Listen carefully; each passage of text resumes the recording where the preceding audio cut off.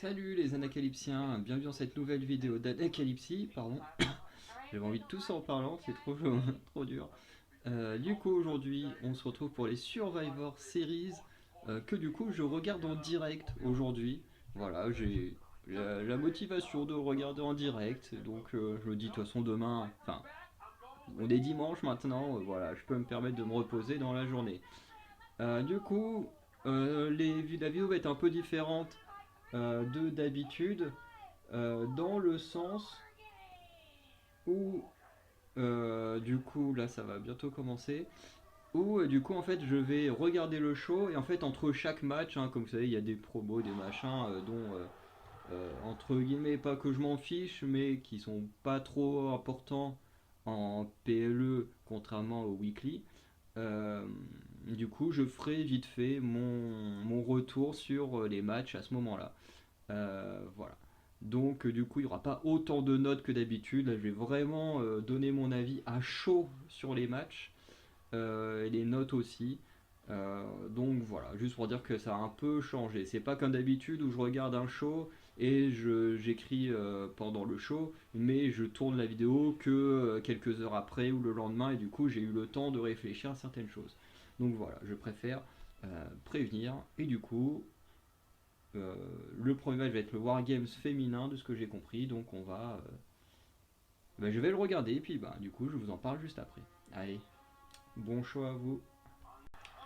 Donc voilà, le premier match vient tout juste de se terminer. Donc le premier Wargames qui faisait face la team Damage Control.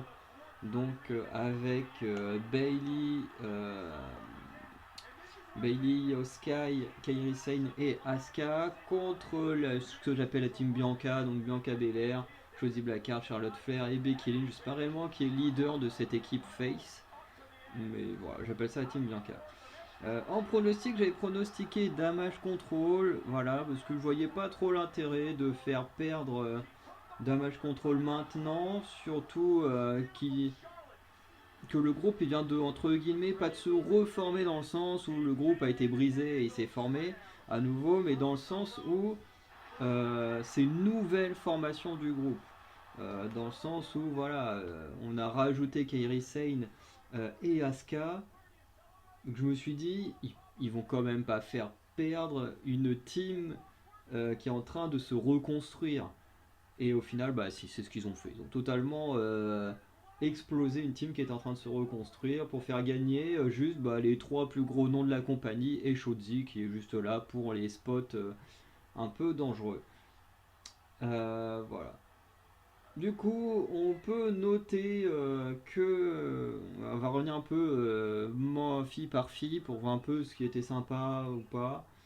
D'un côté, Becky Lynch. Alors Becky Lynch qui a débuté contre Bailey, ça c'était sympa parce que ça rappelle le fait que les deux ont eu une longue rivalité et tout ça, donc plutôt cool. Même si d'un côté, je pense qu'on est beaucoup à vouloir voir autre chose que Becky Lynch ou Bianca Belair contre Damage Control, ça commence un peu à saouler. Mais bon. En tout cas, Becky Lynch sur le match est plutôt sympa, c'est assez honnête. Il se passe pas grand chose de dingue, mais ça passe. Franchement, ça passe. Elle a fait deux trois trucs sympas, mais c'était pas non plus aussi incroyable que l'année dernière. Ah tiens, retour d'Ertrose qu'on n'a pas vu depuis bien quasiment un an, hein. Presque un an qu'il est blessé, enfin qu'il a été blessé. Bref, Charlotte Flair, pareil, Charlotte Flair, c'était sympa. Il n'y a pas eu grand chose à dire. Euh, à part ce moonsault du haut de la cage qui était sympa, le reste, voilà. Un petit câlin avec Becky Lynch pour montrer que finalement les deux filles pouvaient coexister, contrairement à par exemple Kairi Sane qui a esquivé le spear de Charlotte Flair pour que ce soit comment il s'appelle pour que ce soit Bailey qui se le prenne. Shotzi Blackheart, comme je disais, c'est celle qui était là pour prendre tous les spots dangereux, puisque elle va arriver, elle va faire un peu, vous savez, le saut des Hardy Boys, où je crois que c'est Matt Hardy qui se mettait à quatre pattes et Jeff Hardy il prenait appui sur lui pour partir à moitié en crossbody dans le coin. Bah là, Shotzi Blackheart va faire à peu près le même spot, mais au lieu de prendre appui sur quelqu'un, elle prend appui sur une chaise. Et elle a eu beaucoup de chance parce que sur le rebond, puisqu'elle a sauté sur Bailey qui était dans les cordes, sauf qu'avec le rebond, elle est retombée sur la chaise et elle a eu beaucoup de chance de ne pas se faire mal. Pareil, un peu plus tard, un peu plus tard, quelques minutes après, elle tente un spot qui était très cool où elle traverse carrément d'un ring à l'autre à moitié comme une sorte de spear sur Bailey, sauf que là, pareil, elle va ratterrir sur le crâne. Euh, du coup, prise plutôt cool, mais atterrissage moins bien contrôlé.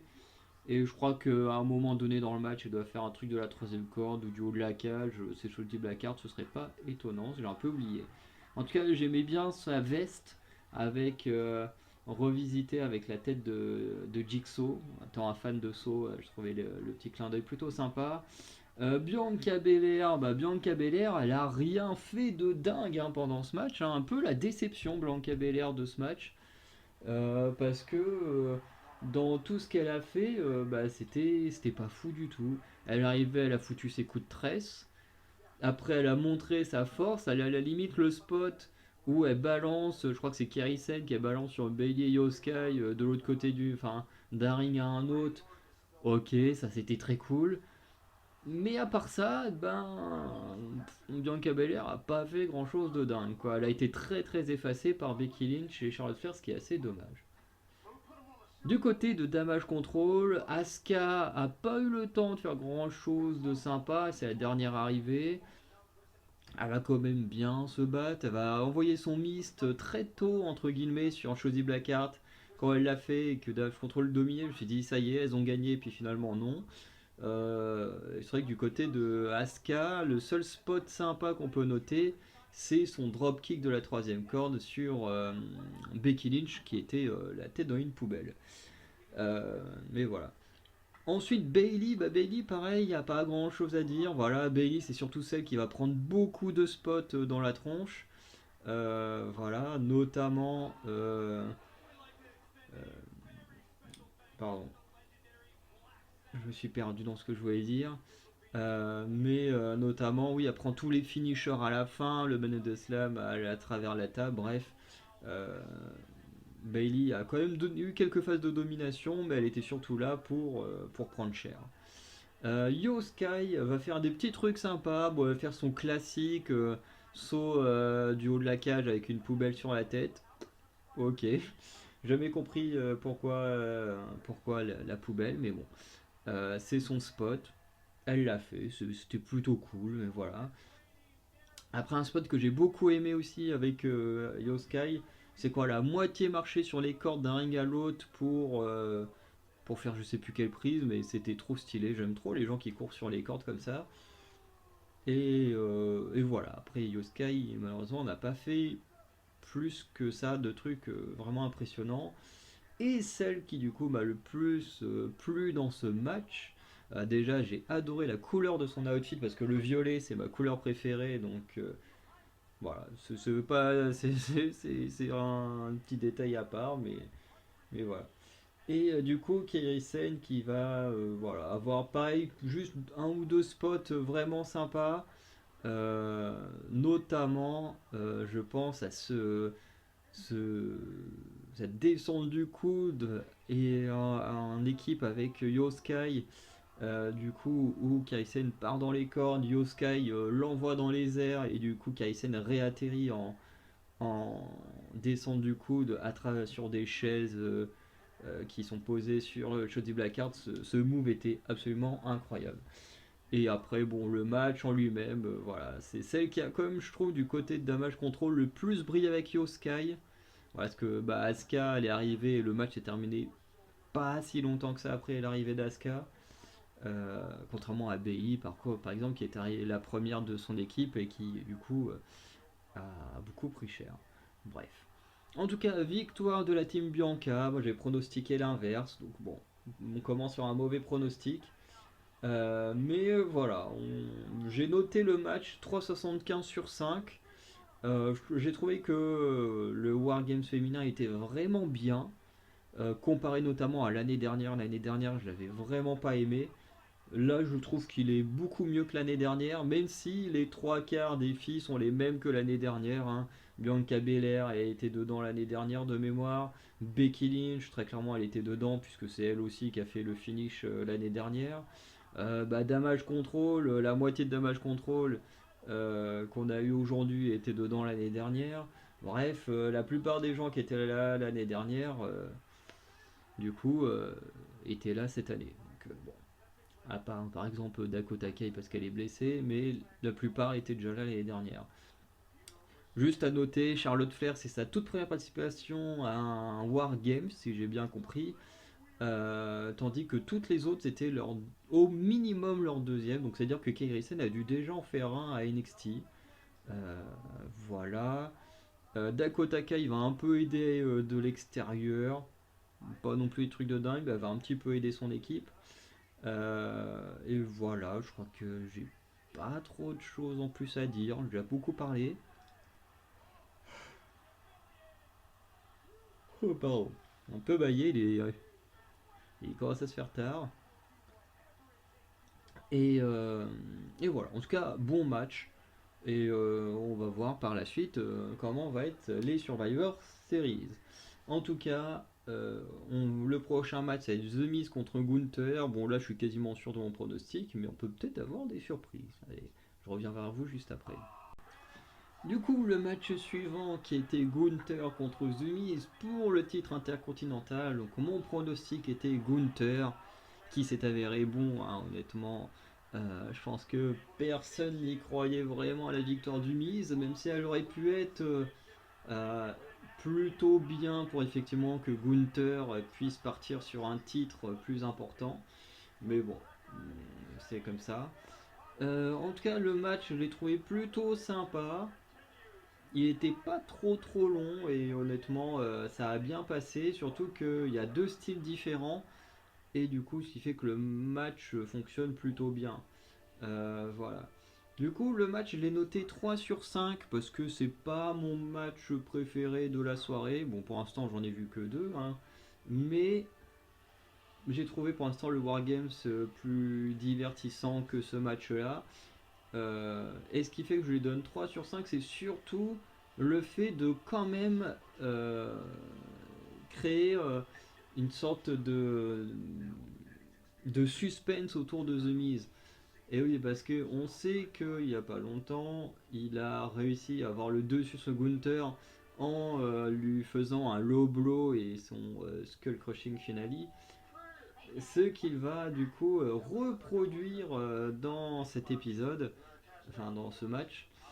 Tout simplement puisque à un moment où Gunther le tire en arrière, il enlève le coin du ring, ce fait que quand l'arbitre est en train de le remettre, du coup The Miz en profite pour placer un low blow et son finisher, du coup on a le tombé, on y croit, et là non, ça suffit pas. Il y a aussi une near fall sur le dropkick et powerbomb, ouais, je crois que c'est powerbomb qui fait après de Gunther, qui est quand même un sacré mélange de finisher, mais enfin de move spécial, mais qui n'aura pas eu raison de The Miz. Après, on peut noter la near fall également sur Gunther qui toujours en tenant The Miz avant que le coin soit remis. Du coup, The Miz qui fonce dans le coin, ce qui détourne un peu Gunther, mais il repart en soumission. Et du coup, The Miz, il en profite un peu pour transformer la soumission en tombée, un peu comme Cody Rhodes avait remporté son match contre Brock Lesnar de ce genre de façon, mais Gunther ne sera pas à voir. Et puis voilà, on a aussi le sorte de Scissotech finant DDT de The Miz placé sur Gunther qui était incroyable. Tu dis ok, maintenant il fait ça. Et voilà. Du coup, la plupart des points ils vont surtout pour The Miz. D'ailleurs, je pense que peut-être même plus monter à 3,25. Mais voilà, pour moi ça vaut pas beaucoup plus parce que je n'ai pas trouvé le match extraordinaire. mais j'ai quand même trouvé qu'on passait un bon moment durant ce match. En tout cas, je vais regarder le match suivant, qui me semble être Dragon Lee contre Santos Escobar, donc on se retrouve juste après pour en parler. Du coup, on continue avec le troisième match, Dragon Lee contre Santos Escobar. Et oui, finalement, ça n'est plus Carlito contre Santos Escobar. Après une agression à SmackDown, du coup, les matchs ont changé. Et on se retrouve avec Dragon Lee qui veut plus ou moins venger Rey Mysterio et tout ça. Et mettre une petite raclée à notre très cher Santos Escobar.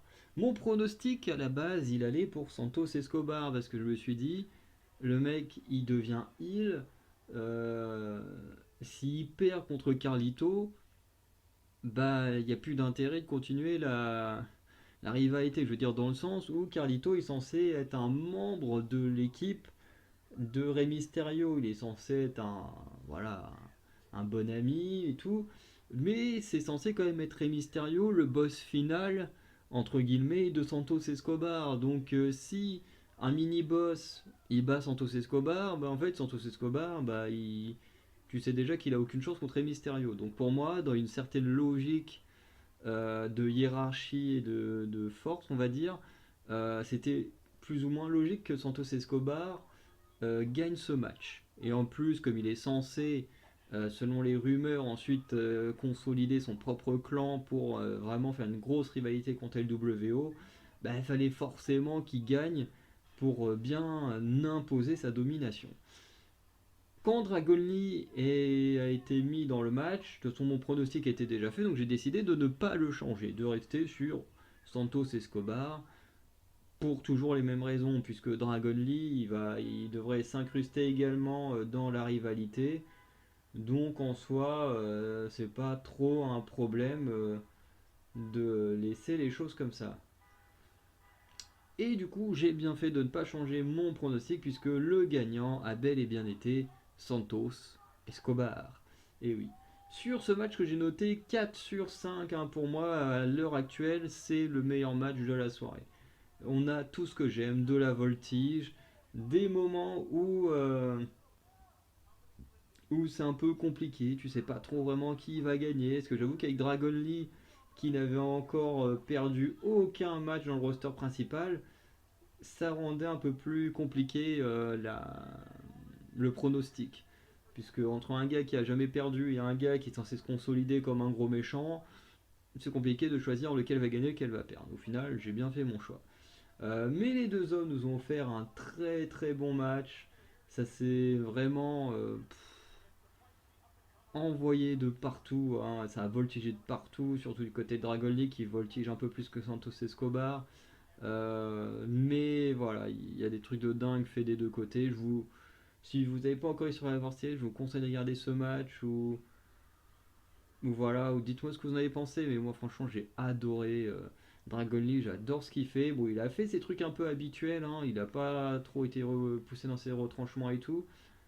Mais c'est suffisant avec Dragon Lee, ce qu'il fait, c'est incroyable. Santos Escobar, je l'avais pas vu énormément catcher, mais j'ai beaucoup aimé ce qu'il a fait. En tant que heel, je trouve qu'il fait du très bon travail. Et ce qui fait que je mets un 4 sur 5, c'est que déjà, bon, bah, j'aime la voltige, donc je suis hyper content devant ce genre de match. Et surtout, on a une victoire clean. Je veux dire, on n'a pas de Carlito qui apparaît pour se venger, ou de Rey Mysterio qui, oh tiens, ça y est, je suis soigné, ou de Carrillo et Angel Garza, s'il fallait vraiment les mettre dans la rivalité, qui interviendrait pour aider Santos Escobar. Non, là, on a une victoire clean du méchant, et je trouve ça très très bien. Voilà, comme ça, il consolide sa place de méchant vraiment puissant contre la LWO. Surtout que là, il vient de battre Dragon Lee, il a blessé Carlito, il a blessé Rey Mysterio, il a tabassé Cruz del Toro et Joaquin Phoenix qui formaient avec lui les Legado del Fantasma, donc deux catcheurs qu'il connaît très bien. Donc j'ai hâte de voir la suite, même si on se doute bien que sa plus grosse difficulté ce sera Rey Mysterio. Voilà. En tout cas, moi j'ai adoré.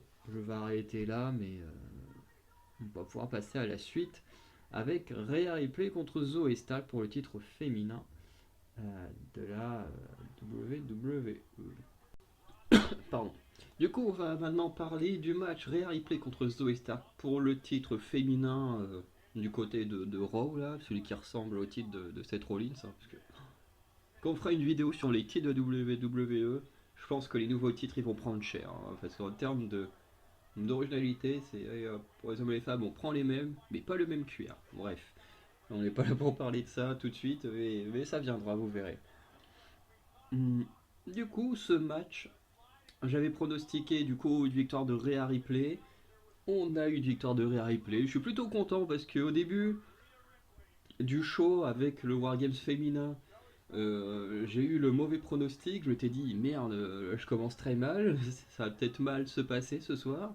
Puis finalement, après, on continue sur du bon prono. Hein. Gunther c'était bon, Santos c'était bon. Bon, Rhea Ripley, c'est un peu comme Gunther. Hein. C'était hyper facile à pronostiquer. Et pardon, j'ai noté le match 2,75 sur 5 parce que je trouve que c'est le match pour l'instant le moins bon de la soirée. Honnêtement, c'est celui où j'ai trouvé qu'il y avait le moins de divertissement. Euh, je pense que d'un côté, il y a le fait que Rhea Ripley, on sait très bien qu'elle peut pas perdre. Alors vous me direz, avec Gunther c'est pareil. Sauf qu'avec Gunther, on a quand même construit The Miz suffisamment fort et on lui a mis des offenses dans le match où on s'est dit, ah ouais, là il peut gagner. Le coup, il fait son low blow et le skull crushing finale.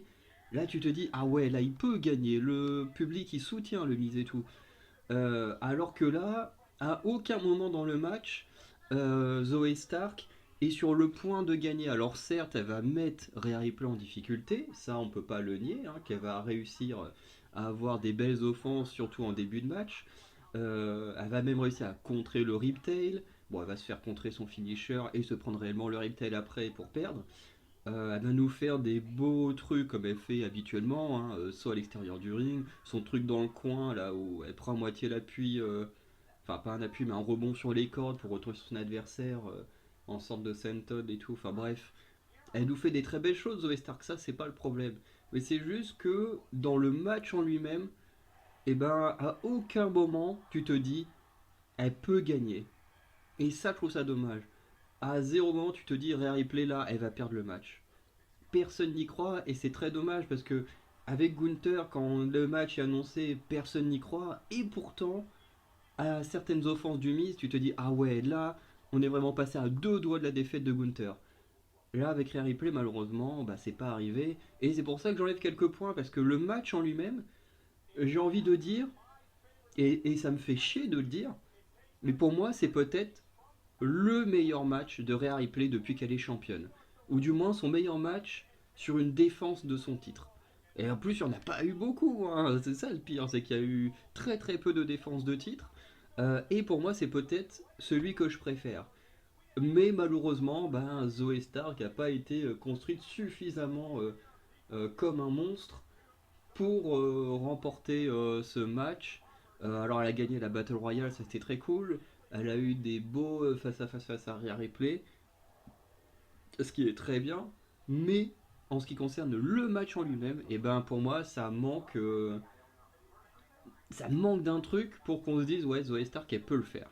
Et je trouve que c'est très dommage parce que Zoé Stark c'est une excellente catcheuse. Après, encore une fois, le match il est vraiment bon, hein. Franchement il se regarde, il n'y a pas de souci. Mais pour moi, encore une fois, c'est peut-être le meilleur match de replay depuis qu'elle est championne.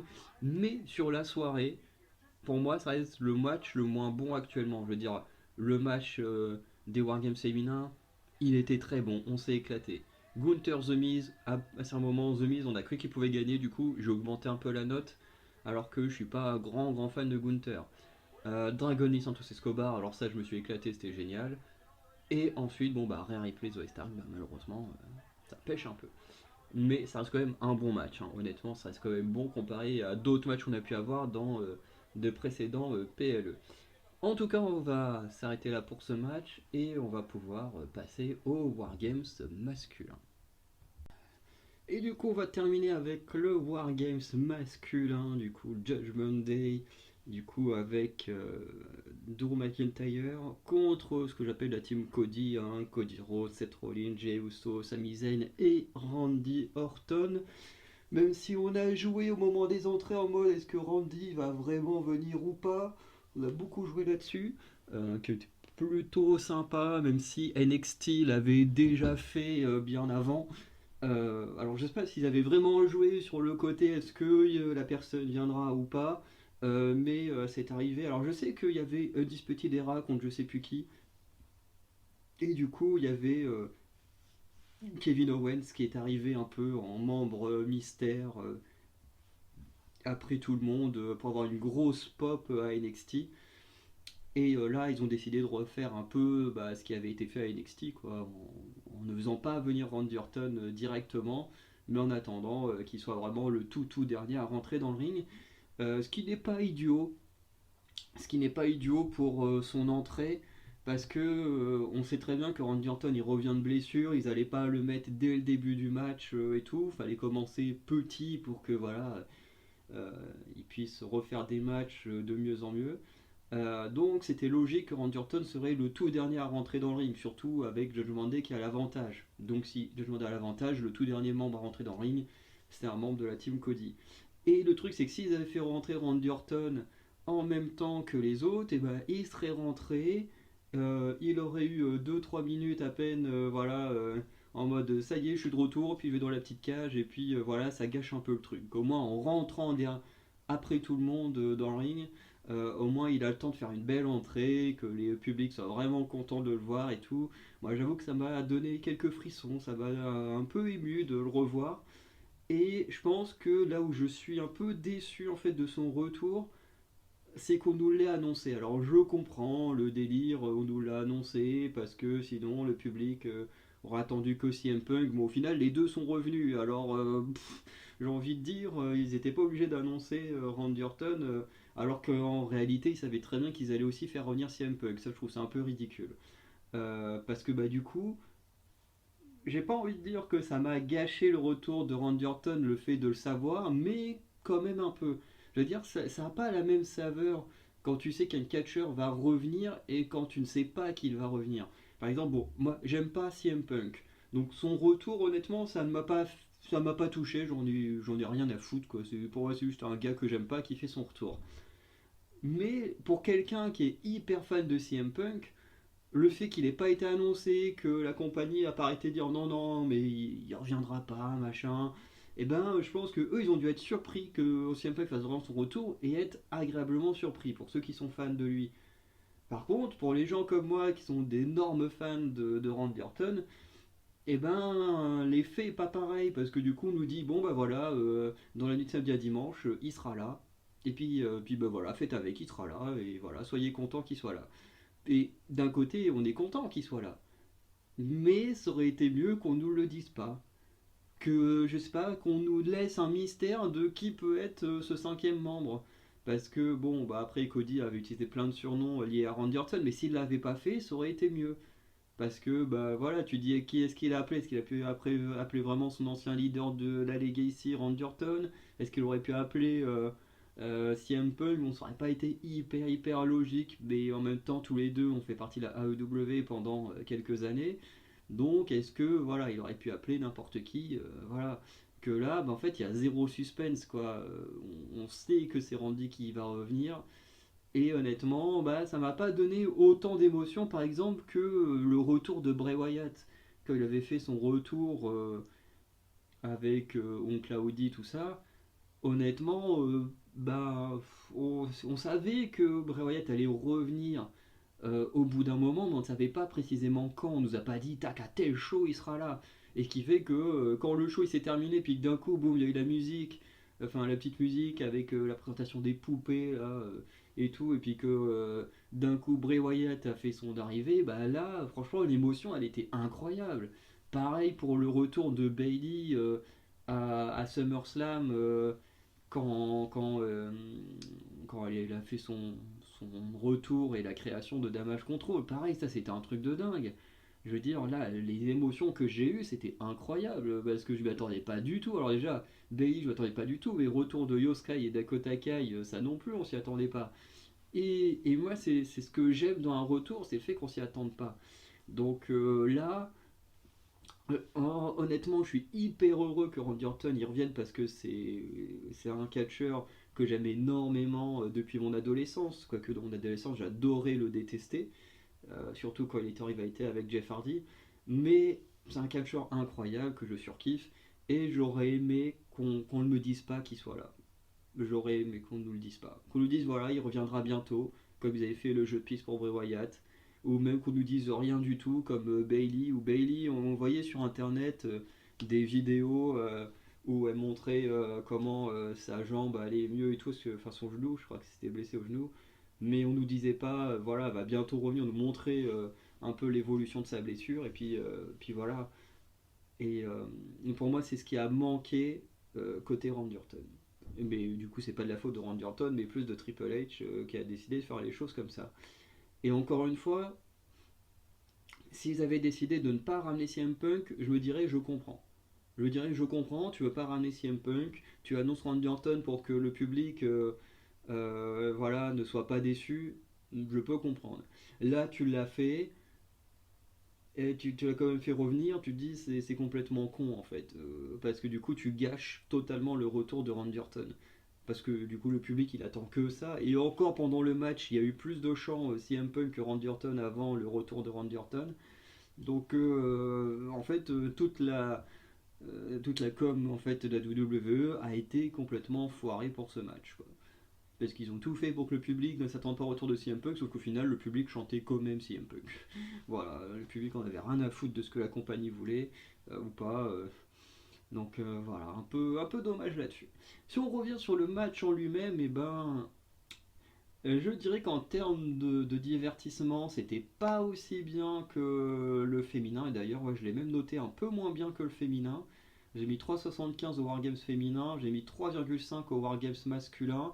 D'ailleurs, Team Cody qui a gagné, hein, bon, ça c'était attendu, hein. Déjà, Cody Rhodes, il ne perd jamais en PLE. C'est ce que j'ai mis dans mes pronos. Le fait de toute façon, Cody Rhodes, il ne perd jamais en PLE, sauf à WrestleMania contre Roman Reigns où il a perdu. Sinon, vous regardez, il n'a jamais perdu, ou de mémoire, ou peut-être une fois contre Brock Lesnar. Donc allez, depuis qu'il est là, il a peut-être perdu 2 fois grand max en PLE, sinon il perd jamais, hein. Et d'ailleurs, c'est un truc qui me saoule, le Super Cody. Même si là, on n'a pas trop eu de Super Cody dans ce match. On a eu un Cody plutôt normal, donc ça c'était cool. Mais dès qu'il est tout seul, il est en mode Super Cody, c'est gonflant, ça me saoule. Mais du coup, c'est facile à pronostiquer parce qu'il y a peu de chances qu'ils perdent, quoi. Voilà. Donc très bon prono. Donc sur les 5 matchs, 4 bons pronos finalement. Finalement, j'avais pas totalement tort sur ce qui allait se passer durant le show. Euh, du coup, Wargames, du coup, si on peut revenir un peu membre par membre rapidement, Finn Balor qui débute contre Seth Rollins, c'était plutôt sympa. Finn Balor a fait 2-3 trucs sympas, enfin il a fait ses prises à lui, mais pas de trucs non plus de dingue. Il va surtout un peu prendre cher par moment, mais voilà. Finn Balor c'était sympa, mais sans plus. Euh, Ensuite, c'est McDonough qui est rentré. McDonough, pareil, qui a fait des très bonnes choses, qui est peut-être celui qui a été mis le plus en avant euh, côté Judgment Day, puisque bah, il va réussir un. Alors, il a fait un beau Spanish Fly, mais qui a été un peu mal vendu par Jey Uso, qui est un peu parti sur le côté au lieu de partir droit. Mais ça encore, c'est pas très grave. Et surtout, JD McDonough, c'est celui qui va se prendre le super RKO de Randy Orton, puisque Seth Rollins et Sami Zayn vont balancer JD McDonough du haut de la cage, que Randy va réceptionner en RKO. Ça, c'était vraiment très très très cool. Euh, Ensuite, Dominique Mysterio, bon, qui est rentré en dernier. Bon, bah voilà, il est arrivé. Tu comprends pas pourquoi il arrive, il domine tout le monde. Tu dis, ouais, attends, Dominique Mysterio qui domine tout le monde. Et puis bon, après, il va rapidement se faire rétamer. Et puis, bah, il fera pas grand chose d'incroyable après, à part un petit splash. Et puis voilà. Damien Priest, pareil. Damien Priest, Drew McIntyre, d'ailleurs, les deux vont un peu voilà, être en mode est-ce qu'ils peuvent coexister ou pas. Bien sûr, ils vont réussir. Euh, et, euh, ce qui est cool, c'est le triple choc slam qu'ils vont faire tous les deux. Ça, c'était vraiment très cool. Après, dans le reste du match, bon voilà, c'était sympa sans plus, hein. Bon, on a Drew McIntyre qui va s'acharner sur Jey Uso, ce qui est plutôt logique en fonction de l'histoire des deux hommes, donc ça va, il n'y a pas de problème. Côté Team Cody, ben, en vrai, Cody Rhodes, hein, il va pas faire grand chose d'incroyable, hein. Cody Rhodes qui rentre en avant-dernier de son équipe. À part son Crossroads pour la victoire et le Cody Cutter, bah Cody Rhodes il a quasiment rien fait de cool dans le match quoi. Super. Sami Zayn, ça va être plutôt cool, hein, franchement. Le Sami Zayn qui va être bien ovationné à son arrivée, pareil qu'il va pas mal dominer quand il va arriver. C'était plutôt sympa. Après, il va pas non plus nous faire des trucs incroyables, mais c'était plutôt sympa. Jey Uso, alors lui, il a sûrement eu les plus grosses pop de son équipe, puisque à chaque fois qu'il portait un coup, t'avais tout le public qui criait yeah dans ses hits. Et c'était très drôle. À chaque fois qu'il mettait un coup de poing ou un coup de pied, tout le public risait hit. C'était marrant. Franchement, j'ai bien aimé. Euh, du coup, euh, du coup, Jey Uso, très très populaire et tout, c'était très cool. Il y avait qui d'autre? Bah, Seth Rollins, c'est un peu déçu. Seth Rollins, qui est incroyable, bah, il n'aura pas fait grand chose non plus pendant le match d'incroyable. Il va recevoir le finisher de Damien Priest à travers une table. Et après, bon, bah, malheureusement, on n'aura pas eu de stomp, pas de pedigree, pas de. Voilà, il n'y a que le début où il a ouvert le match qui était assez cool, où il a sauté d'un ring à l'autre, bon, avec de l'élan quand même, mais voilà, c'était cool, mais sinon, bah, voilà, c'est pas passé grand chose. Il y a eu beaucoup de dodo hein, sur le ring, contrairement au match féminin, il y en a eu un peu moins dans le match féminin. Après, elles étaient aussi moins nombreuses.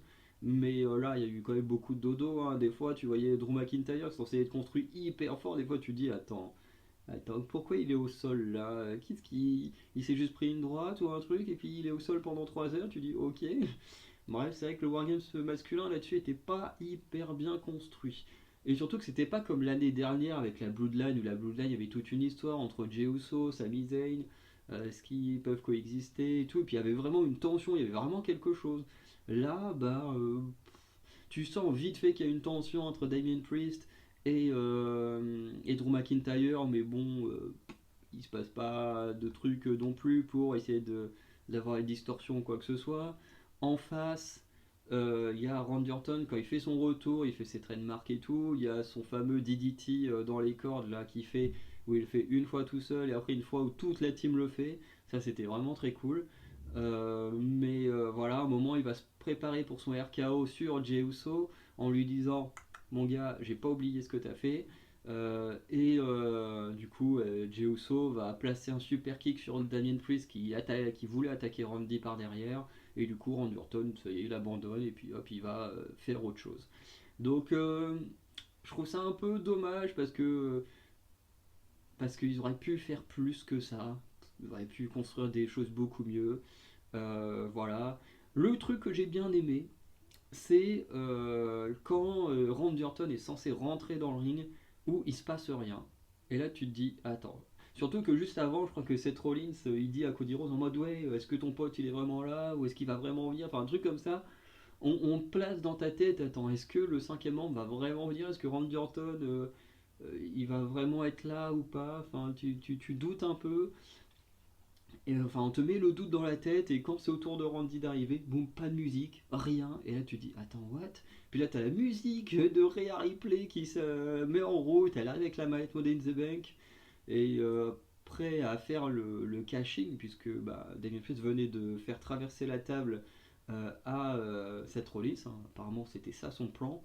Et du coup, au moment où l'arbitre s'apprête à accepter le caching, du coup, Randy Orton, il y a sa musique qui se lance, il fait son retour, et puis bah forcément, ça détourne l'attention de tout le monde, et le caching ne peut pas se faire. Ça, j'ai trouvé ça plutôt sympa. Dernière chose que j'ai trouvé un peu naze, honnêtement, Et c'est pas uniquement parce que je déteste CM Punk, mais son retour, je le trouve vraiment à chier. Dans le sens où ils avaient de quoi faire un retour beaucoup mieux. Je veux dire, apparemment, il y a Shinsuke Nakamura dans le roster principal qui passe son temps à parler d'un catcheur, machin, pour le challenger et tout. C'était l'occasion de faire revenir CM Punk. Je sais pas, tu faisais une petite promo de Shinsuke Nakamura, hop, tu faisais revenir CM Punk en face à face, et puis hop, c'est bon, tu lançais un truc, le public aurait été hyper heureux. Je sais pas, enfin, je m'attendais à un truc de dingue au moins, qui vient, qui se retrouve en en face-off avec quelqu'un, que là, non, il vient, il reste en haut de la rampe, et il fait deux trois câlins à des gens du public, parce que comme il est dans sa ville, bah, tout le monde est content de le voir, hein. Forcément, à Chicago, ils ont pas très bon goût, j'ai envie de dire, mais bon, ça c'est très personnel. Mais le mec, en fait, il revient, il a la pop du public, puisque c'est son public. Euh, il fait deux trois câlins à des gens, et puis c'est tout. Et je me dis, c'est hyper décevant. Hyper décevant. Ça aurait été un catcheur que j'aimais bien, j'aurais été encore plus dégoûté qu'on fasse revenir que pour ça. Parce que encore, euh, Bray Wyatt, quand il a fait son retour, c'était un peu pareil. Parce que bon, ils sont pas fait chier, ils ont fait un retour à la Bray Wyatt. Euh, mais le truc, c'est que Bray Wyatt, on l'a jamais teasé pour être contre quelqu'un. Alors que là, ça fait des semaines qu'on nous tease un Open Challenge ou un futur adversaire pour Shinsuke Nakamura, où tout le monde se dit, vu les références, que ça doit être CM Punk, et au final, bah, tu fais revenir CM Punk juste tout seul, comme ça, sans rien, alors que tu as de quoi lancer direct une rivalité avec Shinsuke Nakamura. Bref, j'ai trouvé le retour de CM Punk complètement naze, je sais pas ce que vous en avez pensé, mais juste le faire revenir pour faire des câlins à la foule, ben, je trouve ça complètement nul. Honnêtement, j'ai trouvé ça complètement nul. J'aurais aimé au moins qu'il revienne, qu'il fasse un face-off, je sais pas, avec peut-être avec Cody Rhodes ou avec Seth Rollins. On sait que Seth Rollins, pareil, il déteste Cody Rhodes, pas Cody Rhodes, mais on sait qu'il déteste CM Punk. Donc je sais pas, faites quelque chose de bien, quoi. Faites pas juste revenir un mec pour le faire revenir, quoi. Bref, ça me fait penser à Jet Cargill, quoi. Jet Cargill qui a fait son arrivée et qui pour l'instant ne sert toujours à rien. On sait même pas où elle est passée. Ça fait des semaines qu'on l'a pas revue. Donc au bout d'un moment, faites des trucs avec les gens que vous ramenez. Putain, ça c'est un truc qui m'énerve. Même si je déteste si un peu, tu fais pas revenir juste pour faire des câlins aux gens, quoi. Tu fais le revenir pour construire quelque chose. Parce que si c'est juste pour le faire revenir, pour faire une Jet Cargill, bah tu m'étonnes que le mec après il va encore foutre la merde et qu'il va être encore un gros connard, quoi. Je veux dire, vous savez comment il est, le poussez pas à mal se comporter, quoi. Bref, on va s'arrêter là parce que entre son retour qui m'énerve et le fait que son retour soit raté, je trouve. Enfin, la foule est contente, mais je veux dire, ils ont rien fait du tout. Et j'espère au moins pour lui, même si je le déteste, qu'ils l'utiliseront quand même mieux que Jade Cargill, quoi. Voilà. Bref, on va conclure cette vidéo. Du coup, on a eu quand même un show plutôt bon, hein, comparé à d'autres PLE du roster principal qui étaient vraiment à chier, hein. Je vous rappelle, il y en a un dont j'ai pas sorti de vidéo parce que je m'étais arrêté au deuxième match, je crois, tellement je me faisais chier que c'était chiant à mourir. Que là, franchement, je dois avouer que les Survivor Series sont plutôt réussis. Franchement, c'est pas le meilleur PLE de l'année. De toute façon, je pense que mon PLE préféré est sûrement du côté de NXT, hein. D'ailleurs, les seuls matchs 5 étoiles que j'ai donné en PLE sont du côté de NXT, avec notamment le Fatal 5 Way de Wesley comment ça s'appelle déjà, à Stand and Deliver. Voilà. Euh, et du coup, voilà. En tout cas, j'ai jamais donné de 5 étoiles sur le roster principal pendant l'année 2023. Ce qui est un peu dommage pour eux, mais en même temps, ils ont jamais rien fait de. Enfin, ils n'ont pas fait de match pour moi qui méritait 5 étoiles. Mais quand même, les Survivor Series était un bon show, hein. Le Wargames féminin était plutôt bon, même s'il y a un petit défaut, hein, j'y ai repensé pendant le Wargames masculin, c'est que le Wargames masculin, c'est quand même les faces qui ramènent les tables dans le ring, qui fait popper la foule. Dans le Wargames féminin, c'est les heels qui ramènent la table et qui reçoivent une pop de fou. Tu te dis, mais vous êtes complètement con ceux qui ont fait le match. Je sais pas qui a créé le match, mais tu dis vous êtes complètement con. Là, vous donnez de la pop aux méchants alors que vous êtes censé les construire pour qu'ils aient de la hit. Et il y a des moments où je comprends pas comment est-ce qu'ils peuvent rater des trucs aussi basiques que ça dans l'écriture des matchs. Bref. Du coup, One Games féminin qui était vraiment pas mal. Enfin, le féminin et le masculin, d'ailleurs, les deux étaient vraiment pas mal, mais je trouve le féminin un petit peu mieux en termes de match. The Miss Winter, c'était vraiment pas mal. Rhea Ripley, Zoe Stark, c'était pas mal. Pour moi, meilleure défense de titre de Rhea Ripley depuis qu'elle est championne. Et comme il n'y en a pas beaucoup, c'est pas compliqué que ce soit un bon match. Et Dragon Lee Santos Escobar, qui pour moi est le meilleur match de la soirée. J'ai envie de dire. Mais après, tous les avis que j'ai donnés dans la vidéo sont très personnels, hein, que ce soit sur les matchs et sur le retour de CM Punk notamment. Voilà, tout ça c'est extrêmement personnel. En tout cas, si vous voulez, dites-moi en commentaire ce que vous avez pensé de la vidéo et surtout ce que vous avez pensé des Survivor Series, si vous avez bien aimé ou pas. Si vous avez aimé le retour de CM Punk ou pas, si vous aurez préféré comme moi que son retour se fasse avec un face-off pour l'ancienne rivalité contre quelqu'un plutôt que de devoir faire des câlins à des gens. Voilà, voilà, ok, bon, il célèbre avec la foule, mais bon, je veux dire, t'as 5 mecs en face dans le ring, enfin, t'en as même 10 dans le ring là, t'as de quoi lancer un truc, un programme, t'as Shinsuke Nakamura qui est sûrement en train d'attendre CM Punk, hein, donc je veux dire, voilà, ils auraient pu faire clairement mieux, hein. C'était pas dur de faire clairement mieux que ce qu'ils ont fait. Bref. En tout cas, moi j'ai quand même adoré les Survivor Series. Ça fait du bien de voir un beau PLE parce que ça fait longtemps que j'ai pas pris autant de plaisir lors d'un PLE du roster principal.